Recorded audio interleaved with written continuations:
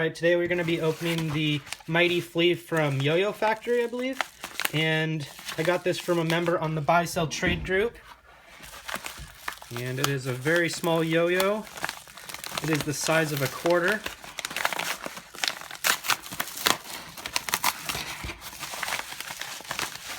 And we'll check it out. String tricks are supposed to be really hard to do on this guy. The gentleman I got this from also gave me some custom-made strings for it. They look really cool. We'll have to show those off a little bit later in a different video. And this is some information you don't need to see there. Hopefully you didn't see that. And this yo-yo doesn't normally come with any type of packaging, I guess. It's usually just in a like a little bag with a piece of cardboard.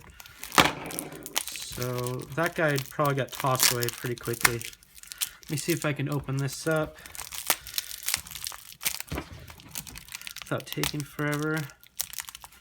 So yeah, this yo-yo has slimmer string, smaller bearing, smaller response pads. I'm interested in it because it can fit in my pocket and just looks like something different to play with. Throw that out of here. Comes in a nice little pouch here. Ooh. And this yo-yo is made out of stainless steel. What do we got? What is that? That's like a little bearing seat that's in there. Thank you. All right. There it is, the Mighty Flea. It has a little flea. It's like a little eyeball with a antenna coming off of it. There you go. Mighty Flea MF. Let's open it up and see what's going on under here.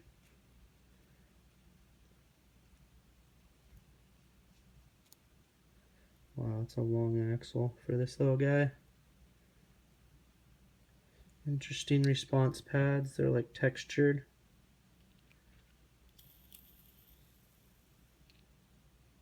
Tiny little bearing.